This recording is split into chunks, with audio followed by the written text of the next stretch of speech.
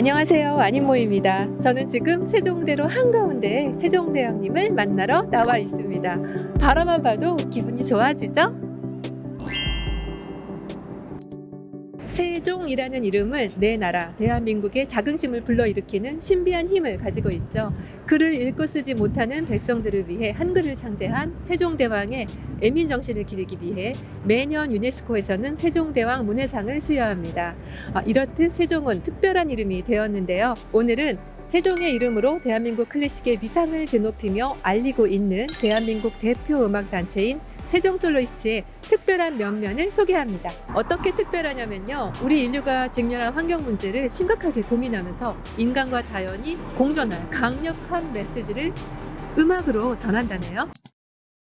클래식이 그 어느 때보다도 활기를 보이는 요즘, 특히 앙상블, 연주 그룹의 수가 비약적으로 늘어나고 있습니다. 저는 앙상블의 르네상스 시대라고 비유를 해왔는데요.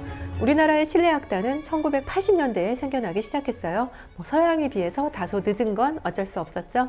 그런데요, 이 실내악단들 외국 이름이 대부분이지만 그 이름이 세종이라면 다르죠? 세종 솔로이스트, 전 세계 누가 봐도 한글 이름이고 대한민국의 음악 단체입니다. 세종이라는 이름, 국내에서 활동하려고 만든 이름이 아니죠. 세종 솔로이스트는 해외에서 훨씬 더 유명합니다. CNN이 세계 최고 앙상블 중 하나라고 극찬하기도 했는데요. 뉴욕 카네기 홀과 워싱턴 DC의 케네디 센터에서 연주한 아티스트는 셀 수 없이 많습니다만 이 공연장에 기획 공연에 초청받아 연주한 한국의 연주단체는 세종 솔로이스트가 유일합니다. 이제 좀 감이 오시나요? 1994년 뉴욕 줄리어드 음악학교의 바이올리니스트 강효 교수는 우리나라와 다양한 국가 출신의 연주자들을 모아 세종 솔로이스트를 만듭니다. 이후 29년간 전 세계 120개 나라에서 600회 이상의 콘서트를 하고 있어요. 오케스트라의 상임 지휘자가 있고 연주홀의 상임, 레지던스 아티스트가 있죠. 뮤직 페스티벌에는 특히 상주하는 연주 단체가 필수인데요. 세종 솔로이스트는 미국 3대 뮤직 페스티벌인 아스펜 국제음악제에서 9년간 상임 실내악단으로 대단한 활약을 합니다. 음악제를 책임지는 막중한 역할을 맡은 것이죠. 또 수년간 평창대관령 음악제의 상주 실내악단이었는데요. 여기서 잠깐, 세종 솔로이스트의 솔로이스트는 뭘까요? 솔로이스트는 혼자 단독으로 연주하는 독주자를 뜻하니까 솔로이스트는 독주자, 솔로이스트가 여럿이 모여있다는 의미입니다. 그럼 솔리스트는 뭐냐고요? 솔리스트는 콩글리시예요. 졸리스트로 읽으면 독일어가 됩니다. 세종 솔로이스트는 세계 최정상 솔로이스트들이 모인 곳입니다. 이곳에 한 명 한 명이 세계 최정상 기량의 솔로이스트로서 뉴욕 필하모닉, 메트로폴리탄 오페라 오케스트라 등 세계적인 오케스트라의 악장이거나 명문 음악대학의 교수로 재직 중인데요. 심지어 뉴욕 필하모닉 단원이 7명이나 포함된 앙상블 단체라니 정말 놀랍죠? 현재 세종 솔로이스트는 런던 위그모어 홀, 독일 프랑크푸르트 오페라 하우스, 일본 산토리 홀 등 세계적인 공연장의 기획 공연 시리즈에 지속적으로 초청되고 있습니다. 비킹그루 올랍손, 길 샤함, 바딤 레핀, 레온 플라이셔, 게릭 올슨 등 세계 최정상 연주자들과의 협연 무대를 통해 관객들에게 즐거움을 선사하고 있습니다. 사실 연주자들이 모여서 연주만 하는 단체는 셀 수 없이 많은데요. 세종 솔로이스트는 연주만 하는 단체가 아닙니다. 연주뿐 아니라 리더를 양성하고 교육, 공헌과 경영 등 다양한 역할을 하고 있습니다. 세종 솔로이스트는 우리의 뛰어난 차세대 연주자들을 세계 무대에 우뚝 서도록 애쓰고 있습니다. 피아니스트 조성진 씨가 16살 때 세종 솔로이스트 초청으로 카네기 홀에서 협연한 사실 알고 계신가요? 뿐만 아니라 우리의 음악 꿈나무들이 세계적인 음악가에게 배우며 더욱 큰 꿈을 꾸도록 마스터 클래스를 개최하고요. 몸이 불편하거나 연령 제한으로 공연장을 찾지 못하는 어린이나 어르신 그리고 소외 계층을 위해 찾아가는 음악회를 꾸준히 이어가고 있습니다. 한편 음악으로 교육에 이바지하고자 하는 세종 솔로이스트의 이념은 평창대관령 음악제 음악학교를 설립하면서 시작되었죠. 이토록 훌륭한 일들을 지속적으로 해오며 많은 기관과 단체에도 큰 영향력을 발휘했을 듯 합니다. 2017년부터는 힉 앳 뭉크 페스티벌을 이어가고 있죠. 이름부터 새롭고 기발한데요.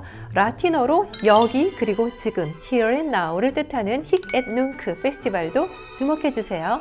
세계적인 연주자들과 함께 해외의 훌륭한 프로그램을 한국에서도 즐길 수 있도록 그 브릿지 역할을 하는 페스티벌이니까요. 세종 솔로이스트가 제 눈에 번쩍 뜨인 건 바로 초연 전문 연주단체라는 점입니다. 저명한 작곡가들의 신작을 세계 초연한 무대가 아주 돋보이는데요.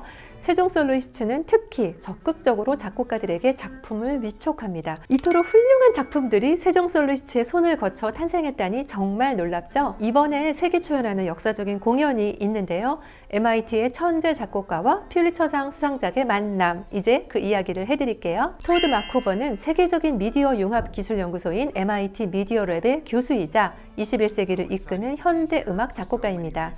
그는 시청각 예술에 기술을 결합하는 연구를 주도하면서 현대의 음악이 나아갈 길, 그 비전을 제시하는데요. 첼리스트 요요마가 마코버 교수와 개발한 하이퍼 첼로로 마코버 교수가 작곡한 곡을 연주했었죠. 이런 하이퍼 인스트루먼트, 하이퍼 바이올린, 하이퍼 피아노, 하이퍼 글로브와 하이퍼 스코어를 개발한 사람이 바로 마코버 교수입니다. 2020년 세종 솔로이스트가 마코버 교수에게 서사적인 음악 작품을 위촉하는데요. 이 마코버 교수는 마침 2019년에 퓰리처상을 수상한 리처드 파워스의 장편 소설 오버스토리를 읽고 이 파워스와 이 소설을 기초로 음악을 만드는 아이디어를 나누던 중이었어요. 결론은 네, 이 곡은 세종 솔로이스트의 위촉 작품이 됩니다. 놀라운 건요, 넷플릭스에서도 바로 이 오버스토리로 드라마를 제작한다고 합니다. 넷플릭스에서도 이 소설의 가치를 알아본 거죠. 미국 문학 대상도 받았네요. 우린 고도로 발달된 문명의 이기를 누리고 있죠. 그런데 그 대신 인류가 치러야 하는 대가에 대해 생각해 보셨나요? 이 푸르른 숲에 오니 상쾌한 기분이네요. 오버스토리는 나무의 맨 윗부분을 가리킵니다. 오버스토리의 음악에서는 소설 속 9명의 등장인물 중 식물학자인 패트리샤 웨스터포드 박사가 등장해서 한 편의 오페라를 혼자 이끌어갑니다. 바로 모노 드라마인데요. 이 곡이 바로 오버스토리 서곡, 오버스토리 오버처입니다. 이 웨스터포드 박사의 삶은 제가 근래에 본 영화 가제가 노래하는 곳의 여주인공 카야의 그것과 오버랩 되더라고요. 어릴 때부터 패트리샤는 나무에 매혹이 되어서 유심히 관찰하다가 나무들이 서로 소통을 한다는 걸 발견하는데요. 하지만 동료들이 그게 말이 되는 소리냐며 조롱을 합니다. 그 부분이 어떤 내용이냐면요. 지하에서 서로 연결된 그녀의 나무들은 서로에게 양분을 공급하고 서로 치료해주고 어린 나무들과 아픈 나무들의 목숨을 유지해주고 자원과 대사산물들을 공용 보관함에 저장한다. 네, 그녀의 주장은 사실 현재 과학적 근거가 있는 것으로 밝혀지고 있죠. 이처럼 인간과 자연의 공생에 대해 진지하게 질문하는 이 프로젝트에는 두 개의 서사가 있는데요. 하나는 바로 현존하는 세계 최정상의 메조소프라노 조이스 디도나토가 연기할 패트리샤 웨스터버드 박사, 즉 인간의 관점이고요. 또 하나는 바로 나무의 관점입니다. 이 나무의 세계는 세종 솔로이스트가 연주를 하는데요. 바로 여기에 마코버 교수의 시그너처인 전자장치가 더해집니다. 마코버 교수는 청중에게 강렬한 몰입감을 선사하기 위해 드림팀을 만듭니다. 영국의 유명 대본 작가인 사이먼 롭슨, 안무가이자 연출가인 캐롤 아미티지와 협업을 하고요. MIT 미디어랩의 페터 토피 박사의 조명으로 숲이 마치 살아 숨쉬는 것처럼 시각 효과를 더하고 벤 블룸버그 박사의 어쿠스틱과 일렉트로닉이 혼합된 놀라운 사운드 시스템을 선보인다고 하네요. 오버스토리 서곡은 서곡이니까 전체 오페라의 분위기와 그 음악적 특징을 미리 엿볼 수 있는 오페라의 샘플링 같은 작품입니다. 나중에 완성이 될 오페라 오버스토리의 밑거름이 될 오버스토리 서곡, 정말 궁금하네요. 환경 문제에 대해 예술적으로 고찰을 한 오버스토리 서곡은 3월 7일 뉴욕 링컨 센터에서 초연되고요. 9일 후인 3월 16일 오리지널 팀 전원이 내한해서 서울예술의 전당 콘서트홀에서 아시아 초연이자 한국 초연 무대를 개최합니다. 세계적인 작품의 초연 무대를 즐길 수 있는 너무나 좋은 기회네요. 저는 개인적으로 늘 변화무쌍한 무대를 선보이는 조이스 디도나토의 연기 변신이 굉장히 기대가 됩니다. 모노드라마니까 또 무대 위에 그녀를 고스란히 만끽할 수 있는 그런 공연이 될 것 같아요. 이날 공연의 2부에서 오버스토리 서곡을 들으시기 전에 1부에서는 클래식 팬들이 사랑하는 레퍼토리를 감상하실 수 있습니다. 요제프 하이든의 동생인 미하일 하이든의 노트르노, 퀸 엘리자베스 콩쿠르 3위의 바이올리니스트 스티븐 킴의 협연으로 펠릭스 맨델스존이 10대에 작곡한 바이올린 협주곡 라장조를 연주합니다. 그리고 안톤 베베른이 22살에 작곡한 놀랍도록 아름다우면서 너무나 슬픈 랑자머 자츠 느린 악장을 들으실 수 있습니다. 너무 아름답죠? 세종 솔로리스트, 토드 마코버, 조이스티 도나토. 그들의 상상력의 한계는 어디까지일까요? 세종 솔로리스트가 음악으로 전할 감동의 순간까지 그 혁신과 예술의 현장 너무나 기대됩니다. 앞으로도 세종 솔로리스트의 다양한 행보에 많은 관심 부탁드립니다. 저는 또 흥미진진한 이야기로 찾아올게요. 안인모였습니다. 고맙습니다. 안녕.